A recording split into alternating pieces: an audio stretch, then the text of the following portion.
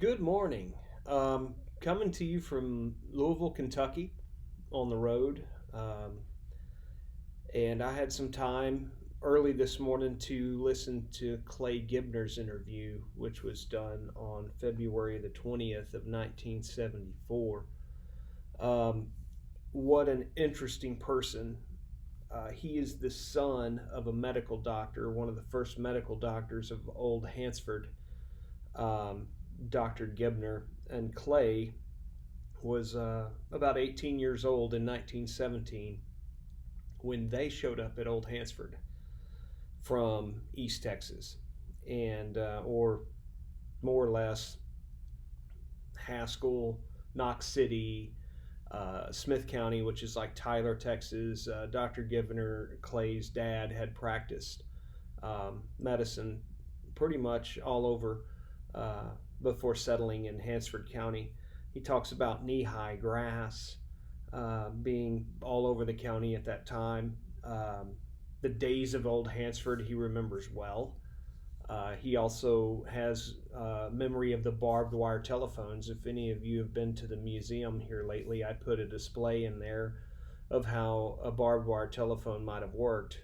Actually using a more modern telephone instead of the old crankers. I used telephones that were, built in the 80s and 90s and made them work on barbed wire. But also talks about, his banking career, which began in 1919 at, what's today known as First State Bank, but then was known as the Guarantee Bank in Old Hansford. And talks a lot about the local economics of Hansford County before, during, and after the Great Depression, and super interesting narrative. Great man with great stories. So I know that you will all enjoy this. And if you have any suggestions on who we could be interviewing today, some old timers today that we can start interviewing over at the Old Hansford Pie Society. We'll start setting those up pretty soon. So get in touch with me. You can reach me on email at journeys@hansfordheritage.com, or of course, for those of you that know how to get in touch with me on social media, you can do that also. Thank you.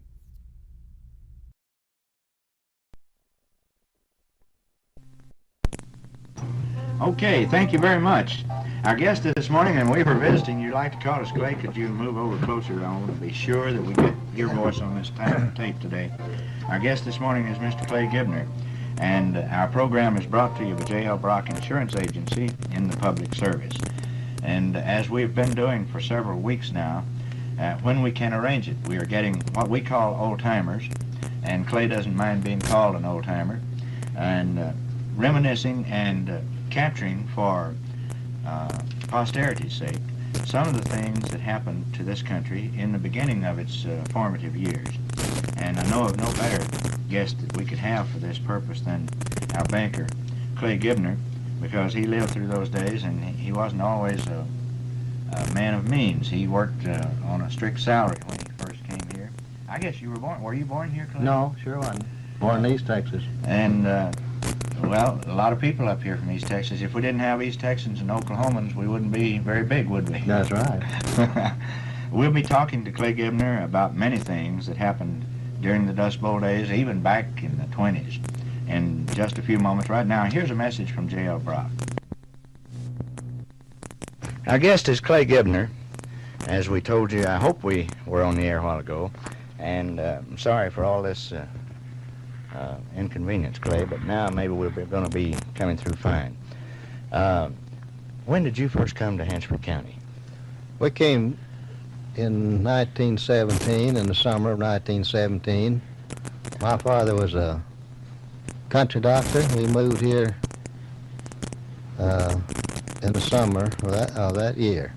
Now, had we gotten into World War I at that time? I believe Well, I think we was in it, wasn't we, in August 17? I haven't checked that lately, but I believe so. Yeah, we were in the war. And what was Spearman like in the war year? Well, there wasn't any Spearman. Spearman didn't start till the winter of 1919. Okay, now how did you come up here at that time? Well, we lived at Narvaeza, New Mexico at the time. We drove over here in a Model T to Old Hansford. And how did you move? Did you move by wagons, or did you move anything? We didn't have very much to move. A little furniture. I remember my mother had an old Sears Roebuck piano that we'd moved around. We moved 2 or 3 times, and it was the heaviest thing I ever saw. In those days, you crated everything and either shipped them by rail, which there wasn't any rail here. My recollection, we brought what little furniture we had in a truck from Narvaeza. Maybe you had one of those Model T trucks with 2 gears in it. Well, we hired a fellow to do that, yeah. Now, in 1917, what was the country like here? Was it mostly pasture? Prettiest country you ever saw. It was all grass, about knee-high, and it was beautiful. Very little farmland. Were there any wild animals here at that time? Oh, not that I recollect. Rabbits was about all. A few deer, maybe? How about prairie chicken? No, I don't think we had any prairie chickens in our county. But there was prairie chicken hunting around in the Panhandle. Yeah, over east, Lipscomb County had good prairie chicken hunting. About how many people do you think now your dad came up here, he was a country doctor, and there had to be a few people for him to subsist, if that's all he did, and I'm sure it was.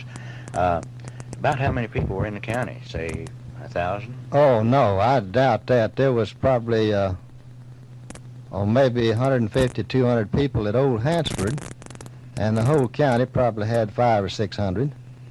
Old Hansford was in existence in 17 then. Yeah. Mm-hmm. And tell us about Old Hansford. Was most of the people in the county there, or about half of them, weren't they? Yeah, about half the people lived at Old Hansford. It was just a small trading center. However, we did have 2 banks then. Not much money in either bank. And we had about 2 mercantile stores, general stores, P.M. Mays and Company, and John L. Hayes and Company. Had an abstract office, and Mr. Barkley had the abstract office. Pal Lyon worked for him. Pal was a young man then. Had Mr. Collard in the real estate business, and Mr. Townsend was in the real estate business. Andrews had a hardware. Doc Hale had a grocery store. Carl Wells had a ladies' store. Sid Clark had a barber shop and a courthouse, and that's about it. Well, you have a marvelous memory to remember all of those names and who what they did in the business world. When you had court, was there any place for the people to stay when they were on the jury? Really, outside, yeah, there was a hotel here. In fact, the old hotel is the one in Spearman, this 2-story hotel over here by the Baker Hotel. That was at Old Hansford. That's where people stayed. I remember when I was a youngster in those years, in the teens and in the early 20s, the court house was in La Force, Texas, for Gray County, and there was a big hotel, we thought it was big at least, about like the one here, there. But they tried to arrange to have all of their court in the summertime, at least when the weather was warm, and the farmers would take quilts and blankets and cooking facilities and camp out and be on the jury there. Well, I think my recollection, our court was 2 terms a year, the spring and the fall terms. And we had very little court, very seldom ever used a jury even.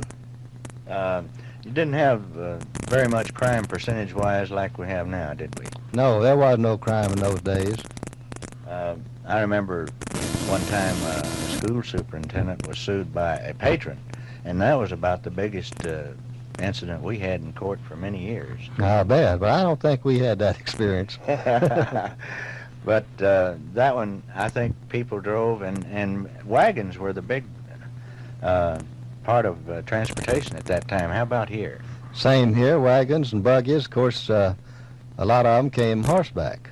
Now, Gwen Lackey told us about some people here that had a ranch, and two different houses 14 miles apart, something like that, and they strung telephone line, except they used barbed wire. Do you recall that? Yes, I remember when they used barbed wire for the telephone lines, and they worked too sometimes. Almost good as the ones we have now. That's good. And how old were you when you came here? I was 18. And did you go right to work in some sort of business at that No, time? I didn't. I went down in 17 that winter. Down to a little town named Willis, Texas, north of Houston, and finished high school. Lived with my grandparents, and I was back here the summer of 18. And that summer I went back to Tyler, Texas. Went to Tyler Commercial College, and took shorthand and typewriting. Then I got a job with a lawyer. I was secretary for a lawyer for a while, and I come back up here in the summer of 1919, and been here ever since. And that's when you went into the banking business, I guess. Yeah, I started in the old Guaranty State Bank at Hansford in August 1919. I want to ask you something about those banks, but first of all, I want to date this tape in the interest of posterity. If there are people listening 20 or 30 years from now, they'd like to know when this is being made, and it's made February 20th, 1974. We're talking to Clay Gibner. Now, let's talk about banks. Did you have big vaults to keep money in, and was money handled much the same as it is now? We had, in our bank, the Guaranty State Bank, we just had a big safe. It kept our records and our money. We didn't have a vault even. The First National Bank did have a vault, small vault, where they kept their money and their records. But the transactions were entirely different from now. And of course there weren't many customers.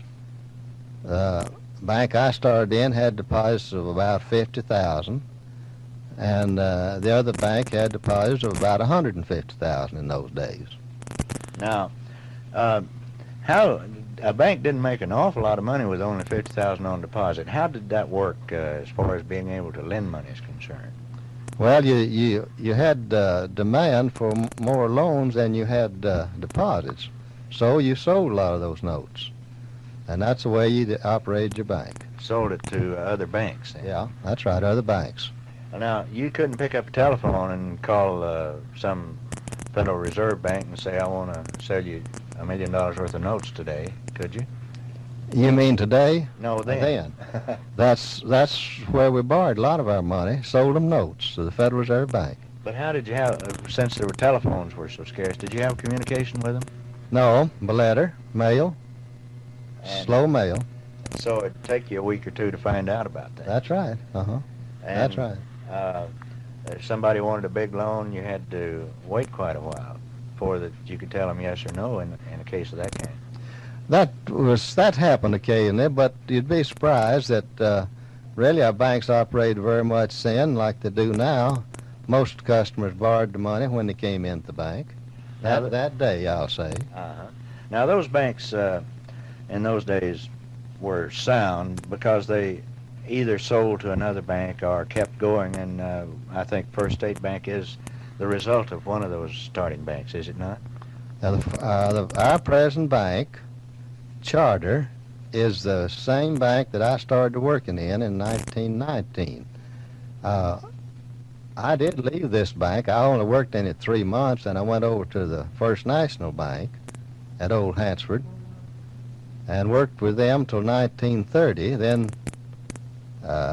when Mr. Collard and Mr. Hart and Mr. Higgs and Walter Wilmuth bought the present State Bank from a Mr. Cameron at Guyman, they later invited me to come in with them, and I did in September, I believe, 1930.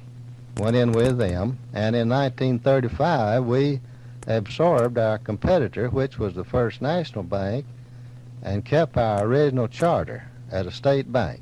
So our bank was organized in 1917 and is a continuous bank and the absorption of the old bank here, the Old National Bank in Spearman.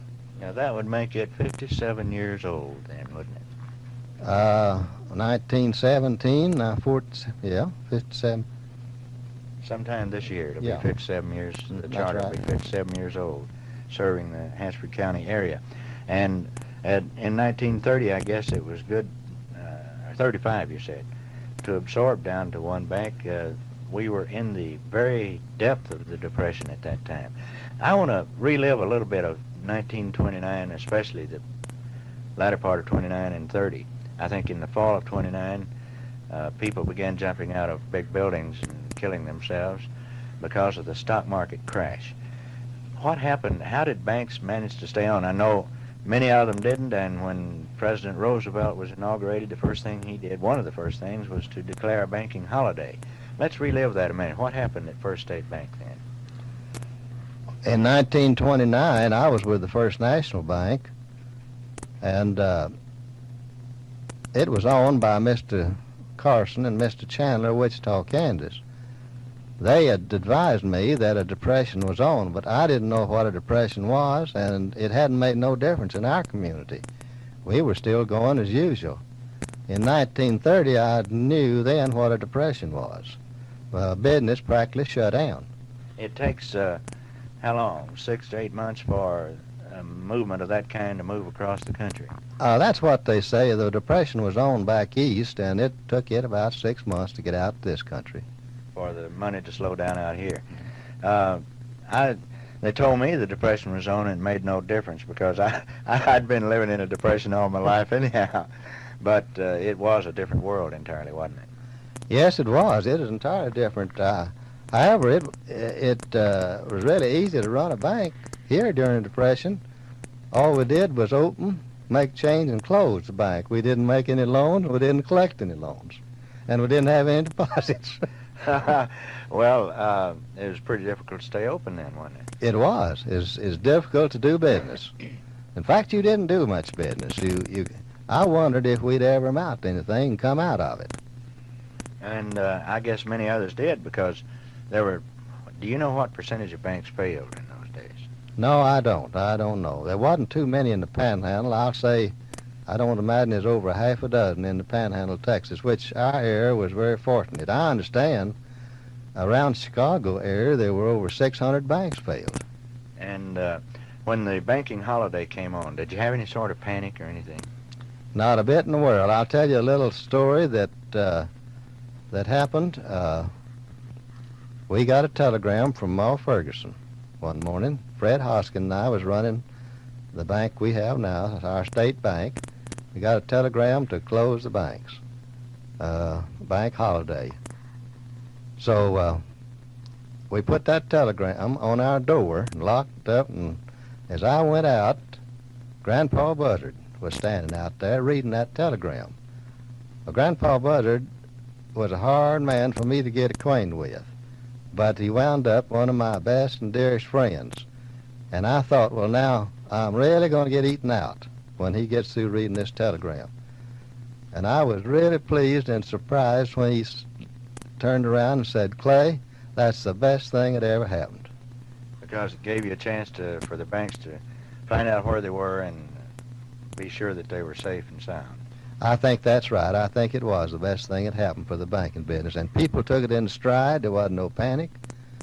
And you see, we grew out of it. You know, it was difficult to get a dollar bill changed. I was going to school at that time and went into a drugstore, which I did not have an account in at all, and bought an ice cream cone. I really didn't go to buy the ice cream cone. I needed some change. I gave him $1. And he said, oh, that's all right, I'll just charge it. And he and I argued for 10 minutes as whether he was going to charge that nickel ice cream cone to me or change the dollar bill. And I finally had to go across the street and find someone to change it. It was difficult to find any change. Yeah, that's right. I don't know what happened to the money, but it wasn't in circulation. Well, I think that the business people that had it felt like that unless it was in a dire emergency, they'd better keep it for a time when they did have an emergency. I think our country is different from, thickly populated areas. And in those days, people took things kind of easy and weren't very excitable and figured that this would work out. And, of course, we had some people that left the community, went to other places, California, Colorado, and around. But my recollection, all of us that stayed here did all right. You surely have. And I've heard many stories about PA Line being very instrumental in talking a lot of farmers into staying on the land and staying with it, even though they couldn't see any hopes of ever getting it paid out. He was with the Federal Land Bank, I believe, at that time, and he was a very fine ambassador for the Federal Land Bank in trying to keep the people together and keep them on the farm, even though they couldn't pay for them and couldn't make their payments. And I think a lot of people are very grateful to him today for that. Oh, that's true, I'm sure. The Federal Land Bank was very considerate and lenient, their borrowers. And also the insurance companies were lenient. My recollection, there wasn't any foreclosures, land foreclosures, like we read about, back in Iowa and Illinois, where there's foreclosing on the land. I don't think that happened here that I recollect, and I don't remember anybody just walking off and leaving their land. And today they're happy they didn't. Clay, you mentioned something there that happened in Iowa and back in Chicago and so forth. I don't want to indict the people of the East, but I somehow or other, I've lived in the East and I've lived on the West Coast and several different places. There are just no people on earth like these people right here. Well, I've never lived in the East or the West, but I think that's right, too. They couldn't be any better than our people. We live and let live, and I think it's the only place in the world to live, and I think I'll see it through right here. Now, how long were the banks closed when that bank? Oh, not too long. 10 days? About a week. And then a bank examiner had to come in and examine your bank before you could open, right? No, not necessarily. The banks were open, but FDIC was set up, and then the examiners got out on the road and examined our banks and let us stay open or closed them up. But FDIC, for people like me, that's the Federal Deposit Insurance Corporation, isn't it? That's right. That's the one that insured the deposits and gave people confidence in banks. And which means that any deposit you have up to whatever is on the franchise, and in your case it's $20,000 per depositor? $20,000 per depositor, and I notice now that there's a bill in Congress to raise it to $50,000. Which means that if it goes to $50,000, you have that much on deposit. Should the bank fail, the government will make good that much, or the insurance company that you've paid insurance for that. Yeah, they pay the depositor right off immediately. And so that's made banking a much more sound thing and given people confidence. Back, Clay, in 1920 and 21 and 2, did you have people that you knew had money and they didn't put it in the bank in those days?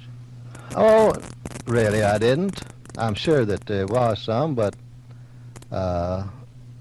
they didn't hoard money that I know of in our community. Most of them didn't have any to hoard. Now, let's talk about checks. That was a real good answer. They didn't have any to hoard. I remember my dad had an apple orchard, and one Sunday some people came down and they didn't come to buy any apples, but they did. They bought a bunch of apples. And he decided he'd write a check, or he didn't have any checks. And so they tore up a paper sack, and they didn't exactly form it in the shape of a check. And that's all the paper there was there, and they had no pencil. And they took a .22 cartridge and wrote this check on that .22 cartridge, and it cashed. Did you ever have any experiences like that? No, I never had an experience like that. I've heard of it, but I never had any.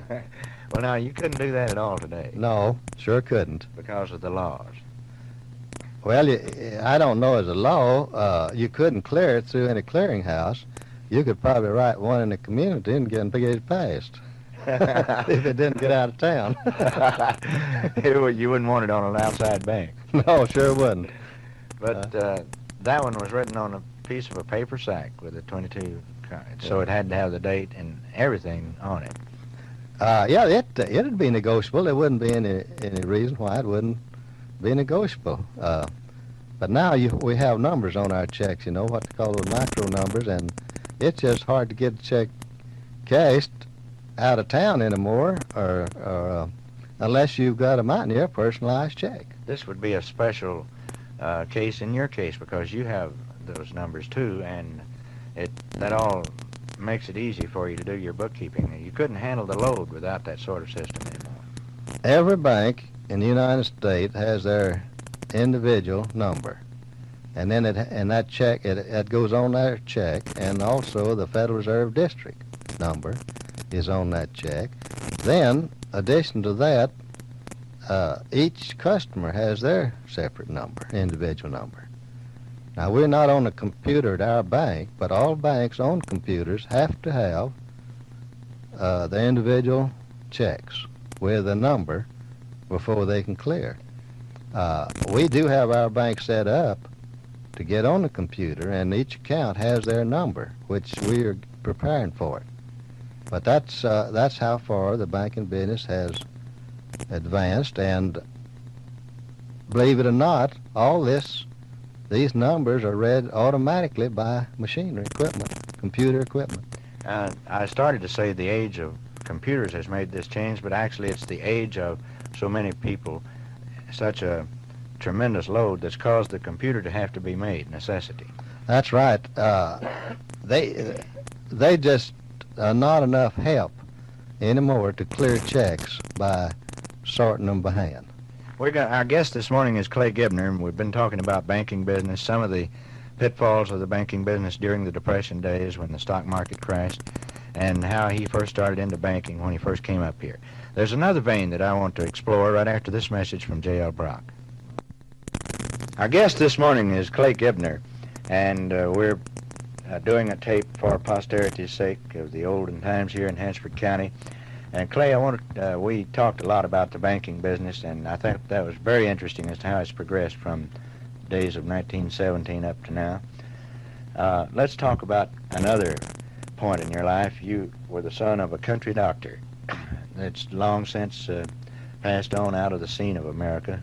Maybe there are still a few in some isolated places, but those were the salt of the earth, those people.